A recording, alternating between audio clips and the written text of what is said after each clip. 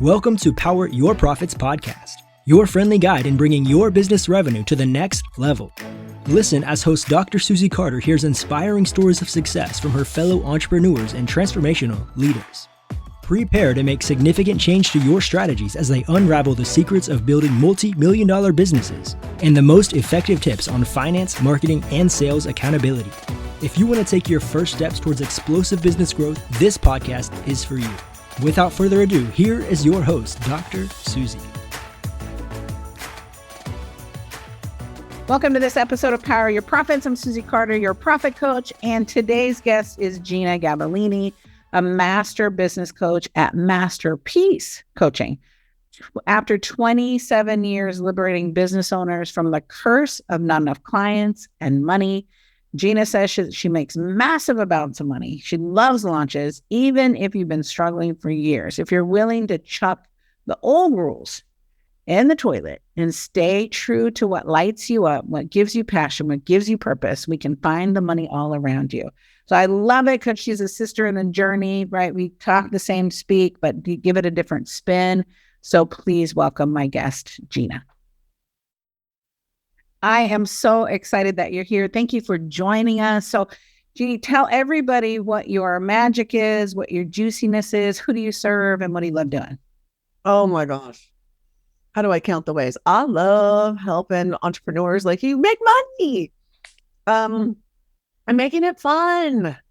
I think that we should spend more time serving clients than we do attracting clients. And I think too many people are spending too much time doing things that aren't actually working to get clients. And I think because everybody's got their panties in a bunch, right? Having fun, and they're making it hard, and they're in their head. And we just need to put a stop to that. We do. I always say math is money, money is fun. Yes. Doesn't have to be hard. It has to be strategic. So why do you think it's such a struggle for entrepreneurs? I think that what's happening, I just had this conversation with my mastermind group today where, that I feel like without even knowing it, they're going collecting rules about this is how you're supposed to make money, or this is how people in my niche do it. And then they make themselves feel like if they don't click all the boxes, then they're not going to make money. Or I have to do all these things every single day in order to make money. And then it's just all too much. You can't really tap into your heart or get inspiration or get those downloads for those great ideas when you're so busy trying to do all the things. And then there's no heart in it, because even things that were inspired in the first place, now they've become work, because it sounded like a great idea and it was all good and fun. And then you put yourself in that grinder, like, okay, like I love to do online launches. I always have. I do not know why, but I love them. I mean, I do know why. I just know I'm unique in that way. Right. And you're good at it. Well, and to me, it's a creative outlet. But then I know even if I'm in a time crunch or I got sidetracked by something else, that thing that was so fun now becomes, oh my God, I better make this work and I better double the numbers I did last year. And when you do that, all of a sudden it just sucks all the fun out. Yes. The pressure is on. If I'm going to be really good, then I would always increase my numbers every single year. And then as soon as you start thinking that way from that place of scarcity and fear, then of course you don't do the numbers and it becomes more stressful. So I think that there's a lot of rules that we think are necessary in order to get from A to B to make that amount of money. You have to do this. And I don't think that's not true at all. Right. So talk about your ideal client. You call them 5-star clients. Share with me, what's that about? What's your philosophy around that? I think a lot of people, I think we all know this, that in order to attract clients, we should really focus on our ideal client. But I think it's so much more than, where's your target market? How old are they? All the demographics, those things are important. But I think that we forget that the clients that we really want are looking for us. And I call them 5-star clients because it's what I want. I know that I prefer to think about, well, if they're my 5-star clients, the best of the best for me, those kind of clients are pre-wired to want what I'm already offering. I don't have to talk them into anything. I don't have to feel like I have to put on a front, or I have to try really hard, or I have to get the offer just right when I'm talking about it in order for them to say yes, if they're already pre-wired to want what I'm serving up. So then it kind of just takes all the pressure away. And I remember I'm filtering everybody. Are they 5-star or not? If they're not, then I don't need to worry about them. I don't need to overpromise to try to get them to be my client. Either they're my perfect 5-star or they're not. And I'm either their 5-star coach or I'm not. And I feel like we start attracting better clients when we think that way. 2, it takes the pressure off and we can be more natural and just have a conversation. And 3, I want people to get more picky about what clients they're attracting. Right. Write that list like it's you know how people get so specific? Well, I want my husband or my wife, my perfect ideal lover, my soulmate is all these things. You better stop thinking about your clients. Exactly. So talk about how you attract those 5-star clients, because you're all about cash infusion and making it easy and fun. So you know, you love online launches. Most of us don't. It's sure. So talk about that. If I need cash infusion, what's the easiest way to do that? I think the easiest way, this is going to sound part woo-woo, but then we're going to go to the strategic side. I think that anytime we want a cash infusion, first you have to decide that you get to have one versus, oh my God, I need a cash infusion. Right. Like, have your little meltdown if you need a meltdown to get motivated. Go, I need a cash infusion. Then it's like, okay, game on. How can I make this fun? Right. I'm going to get a cash infusion and you got to set your number up more than you need, because if you just set it at what you need for this moment, you're going to get that cash infusion, then you're right back at 0. So that doesn't make sense. Right. Like, if I want a cash infusion and I need 10 grand, then I better go for 25 grand. Well, hell, if we're going to do it, we might as well go for 6 figures, even if I've never done it before, because now it clicks your mind into a more creative space. For me, I'll just go back to my first launch that I did that was 6 figures. At that time, I had never done a 6-figure launch. I hadn't even done anything close to that. Well, if I'm going to make it 6 figures, that was a number I knew it was possible. I didn't know if it was possible for me. And I thought, well, I'm going to have to get wild and crazy, not do anything I don't want to do, but I'm going to have to get out of my little box about what I'm used to. Okay, great. Well, if I'm going to do a 6-figure launch, that's a pretty good cash infusion. Yeah. What is it that I need to learn or do that I haven't done before? And for me, that was get JV partners, people to help me promote it. And that was super awkward, uncomfortable. And I didn't want to ask people for help. Yeah. I just didn't want to. Most of us don't, right? I don't want to bother you when I'm asking for something. I'm going to seem like I'm needy and I'm bothering you. Like, I don't want to ask. I'm like, no, girl, if you're serious about the 6 figures, then you got to get comfortable with asking and reaching out to people. And people ask you for stuff all the time. Ask. And then I made a game out of it because I was so scared. I'm like, oh my gosh, I don't want to send some form letter. Hey, will you promote me? I'm doing this launch. Right. Like, what's in my wheelhouse? Not being formal. I think I'm just going to make each person that I want do a little impromptu video. What the hell?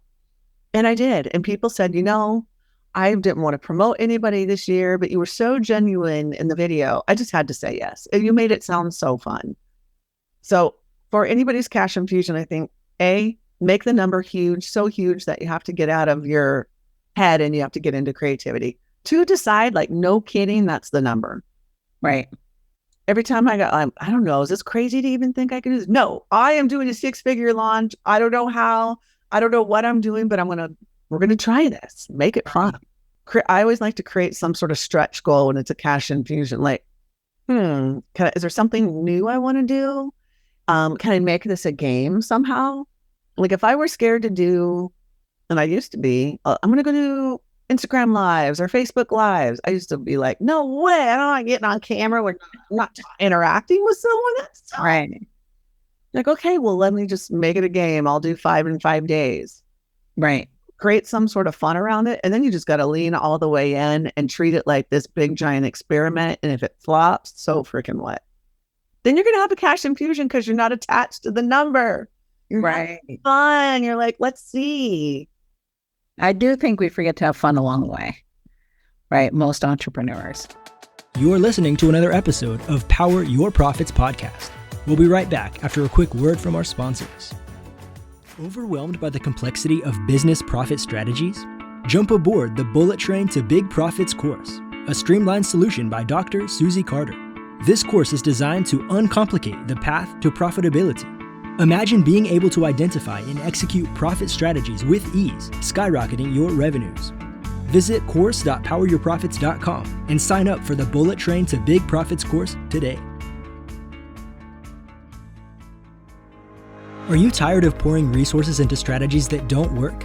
Say hello to Dr. Susie Carder, your future fractional COO. With Dr. Susie in your corner, your business can skyrocket to 7 figures and beyond. With a track record of creating thriving businesses, trust that you are in good hands. Head over to coo.poweryourprofits.com and let us put some magic into your business growth.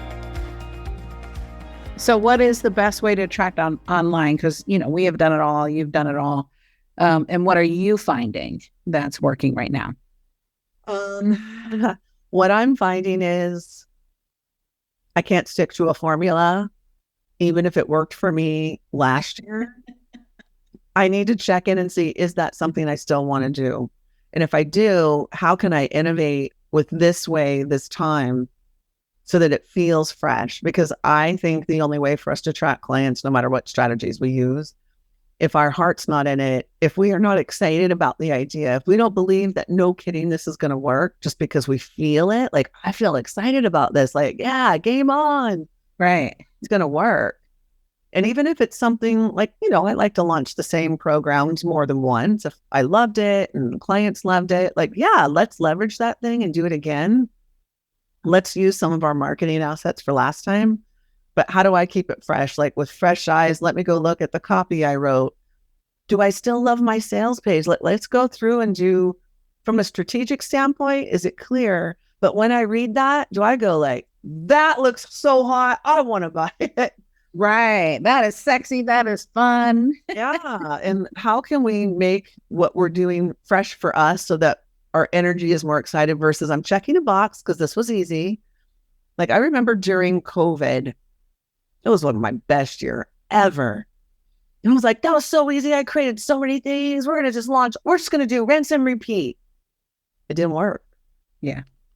My heart wasn't in it. I was like, yeah, let's just keep it easy, man. Keep it real. I did too much work. I had all the time in the world during COVID. I was creation maniac, but got disconnected from what I was doing because it was just rinse and repeat. I wasn't connected to what I was doing or putting out there. So I don't think what's working is necessarily based on strategy, although there's a lot of cool online launches still work.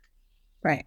Podcasts still work. Everything still works. How do you keep it fresh for you so that you feel just as excited about whatever you're doing now as you did the last thing that you were excited about? I think that's what's most important, because when you're excited, I call it your inner business expert, right? Like, your inner guidance will tap you on the shoulder and go, hey, you always kind of hated the headline that you had on that sales page. It never quite fit, or that graphic that your web person shows, you always thought that was ugly and you didn't say anything. Change that. Right. Get it so you look at it and you love that thing. Like, man, people are going to crawl all over themselves to get this because it looks great. I feel great. Well, it's interesting because people are afraid to ditch. Like, I had a call this morning with a partner and she's like, well, we need to let people know. No, you don't. You don't need to let people know you're phasing that out. Just phase it out and start something different. Like, why do you have to create drama? You don't have to create drama. You're just changing, right? I always say that business is like this combination lock, one little tick off, which could be mindset, which could be, that image, the wording, whatever. The combination won't open.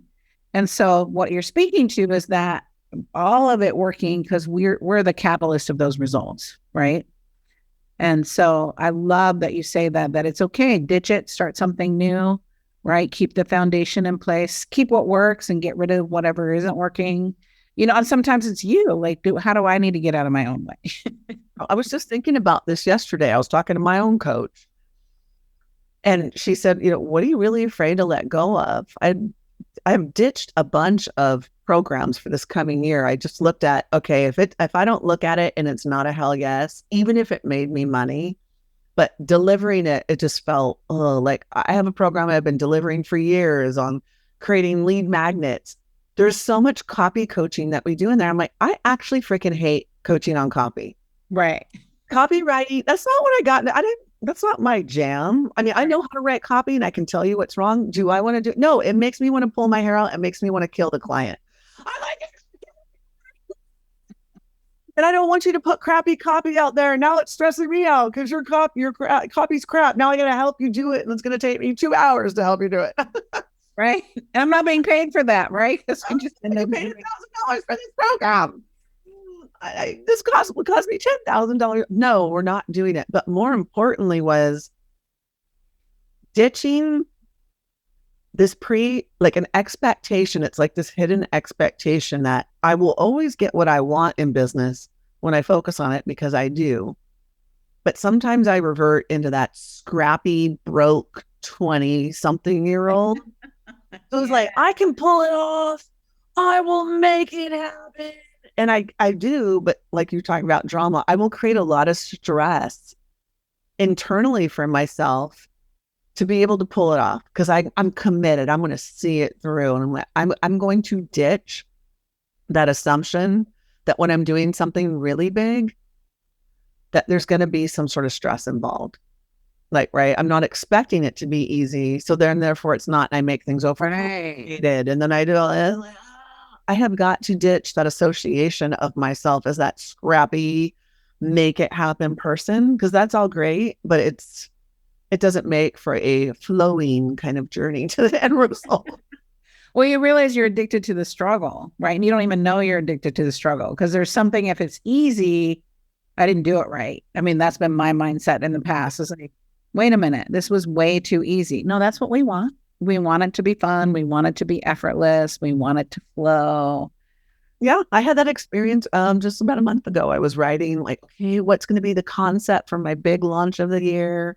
And normally I'm like, okay, I'm going to sit down for like a month and like percolate on it, marinate. It just whipped out. And I'm like, oh, seriously, Jeanna, you think you're going to, like, you should probably go back and look at that and tweak that. I'm like, well, why couldn't it just be that first round is the round? Right. Well, and we've been doing it so long that it's not like you're Joe in the diner shop. You know what you're doing, but we just go back to, that natural knowing. Like, oh, you just let's look at your business, right? Because you help other people build their businesses. What would you say, like, if you look in your past, what's been your biggest failure or learning experience? And then what did you learn from it? What did it help you grow inside of your business? I think it goes back to what we were just talking about. I remember, starting as a coach, I just did what other people, like the other coaches told me to do at coaches training. Like, first of all, just make your rate really low. You're just going to get people in. And then I realized at some point, I'm never even going to forget 7 figures, 6 figures. You're never going to get to 6 figures. There's no way. You'd have to have like 70 clients in order to do that. And so then I kind of swung to the opposite end, like, okay, you better get strategic, learn marketing, learn PR, learn all these things. And I was so busy implementing from a place of scarcity. Like, there was you brought up your combination, but I was using it in a very bad way. Like, there's some secret combination that I will never get. And let me just spending. And I realized, like, I was so caught up in doing it right and the race to make 6 figures and then the race to 7 figures and comparing myself, that I continually made myself wrong, and I overcomplicated everything. And I always felt like an underdog and thought that I just have to keep fighting for what I want. That I never was able to. The first year that I actually created 6 figures was the year I stopped hustling. It didn't mean I stopped doing things. I absolutely did. But what I chose to do, it's like came from inspiration. And then I said, how can I optimize or leverage what I've created?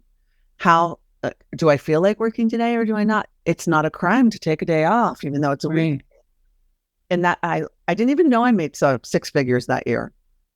And then I remember when my bookkeeper said, oh my God, you made 6 figures this year. I'm like, I did? I thought I had more money, but it felt so relaxing. This is weird.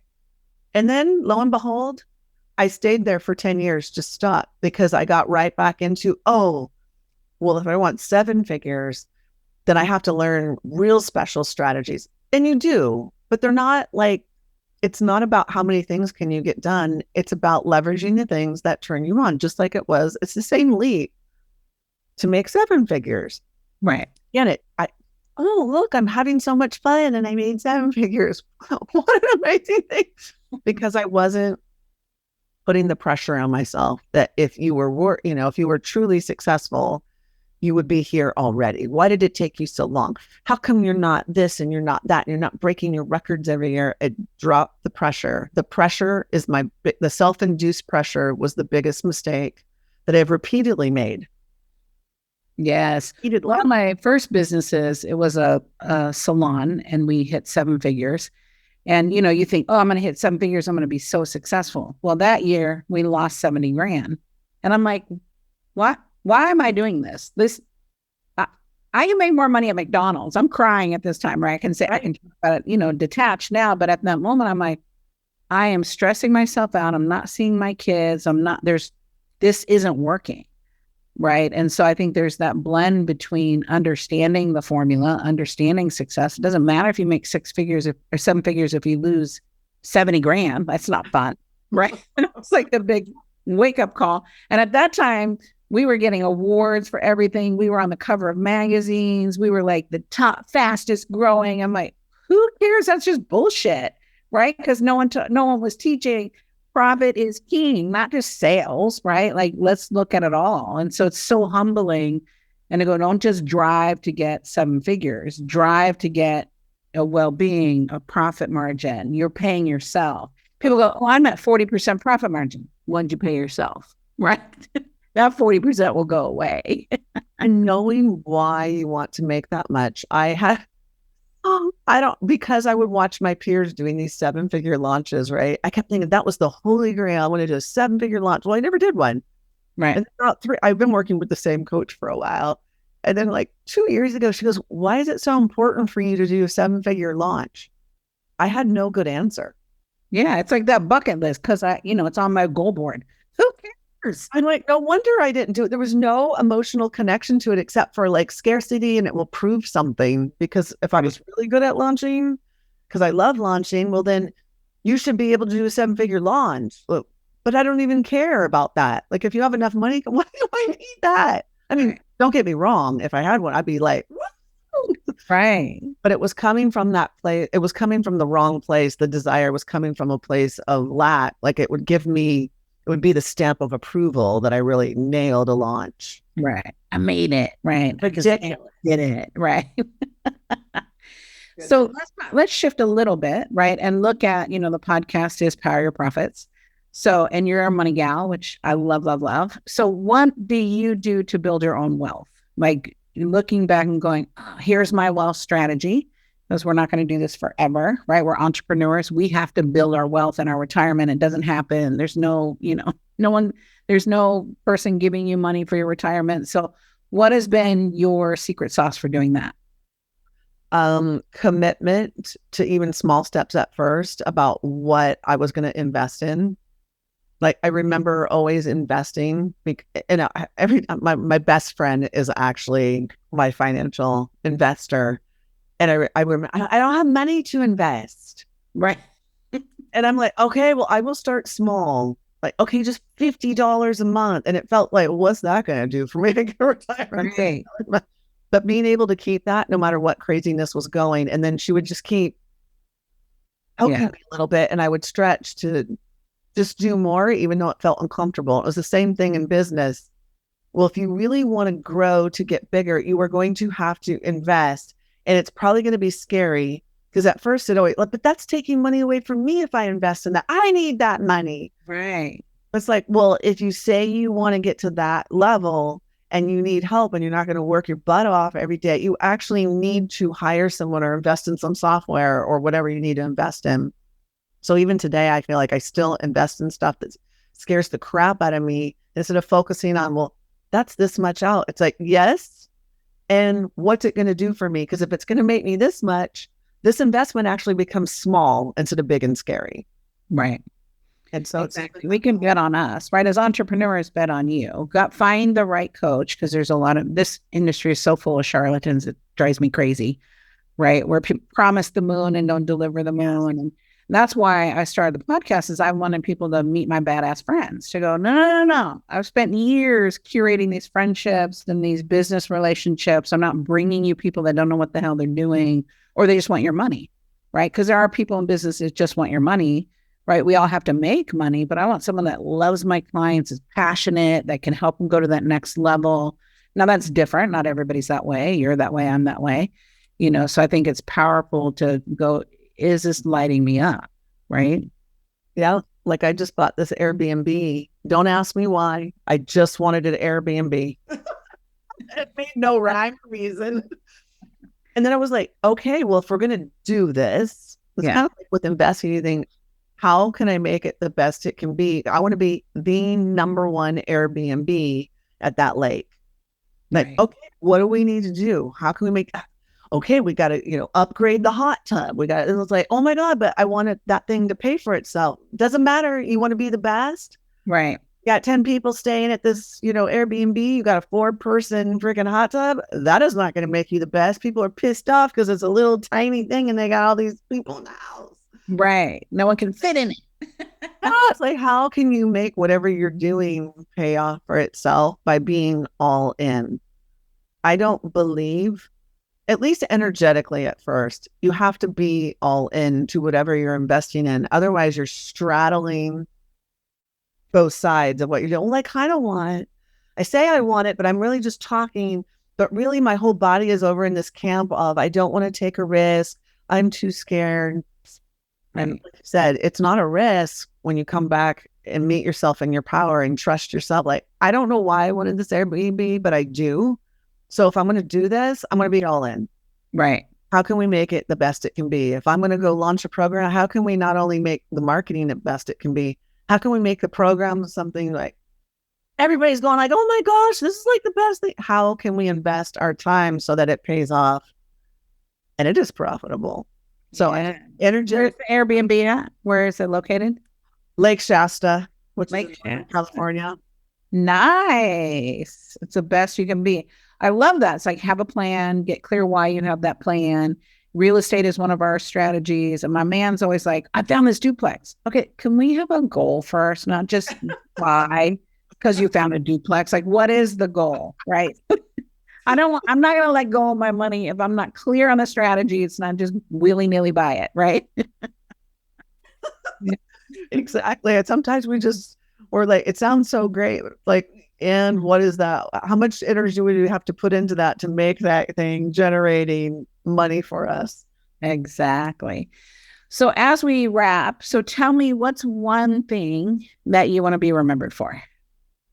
Oh, helping people get out of their head and into their heart so they can actually make a shit ton of money, like, and have it be fun. I really just want people to go like, oh, it was just so easy. Like, I don't even think about making money because I want the Midas touch. And I didn't do it from like making myself crazy. I found a way that felt good to me, which may not be like what Susie's doing, may not be the way that I do it, but I can learn from what Susie's doing and apply it to what I'm doing and make it perfect for me. I could tweak that one little part that didn't was like, I'm not excited about that. Well, then make it excited for you so that money does become easy. Because it's just like you did on the lock. I love the lock analogy. It's just a little, and then it's like, oh, that clicked into place. Oh my God. It opened. Yeah.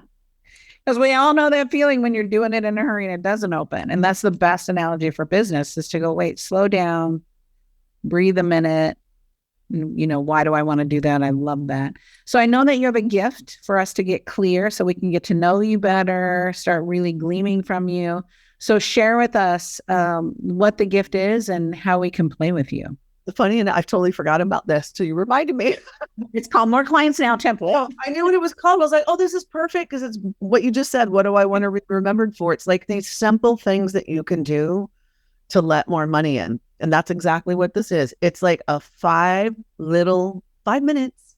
If you knew you could input 5 minutes and make millions, would you do it? Hell yes, you would. Yes. Amen, sister. So 5 minutes a day, and it's a mindset thing, because mindset determines every decision that you make throughout the day. And if you were in the right mindset, you were always going to make profitable decisions. You're always going to find a way to tweak that combination, like Susie was talking about, and have it happen. So it's a template, 5 minutes a day, and it's going to get you in the right mindset to be open to receiving more clients and more money in a way that feels good. Awesome. Well, thank you for your time. Thank you for your generosity. Thank you for making us a priority so we can get to know you and see how we can play. Right. If you love this episode, tell everybody where they can find you. I want you to share it with your tribe and your community. So where can people find you? Yeah. Well, you can go to moreclientstemplate.com and you'll find me. You can go to Masterpiece Coaching, and peace is spelled PEACE, like peace.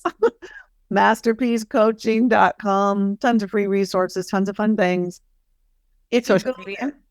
Say it again. What's your social media? Is it your name or Masterpiece? It's my name, which is complicated to spell.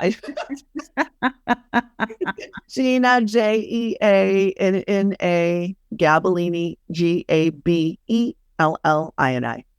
You'll see that I love creating fun tools, free fun tools. You guys can get a lot of fun tools, because I think we need to get our head out of the game sometimes, start with heart, then go optimize and leverage that strategy. Amen, sister. Well, thank you so much. If you love this episode, please share it with your friends, your colleagues, post it on your social media so that we can help more people be badass women in the community, make a lot of money, but more importantly, have fun doing it. Thank you, Doll, for being here. I appreciate you. Thank you. Thank you for joining us for this episode of Power Your Profits podcast.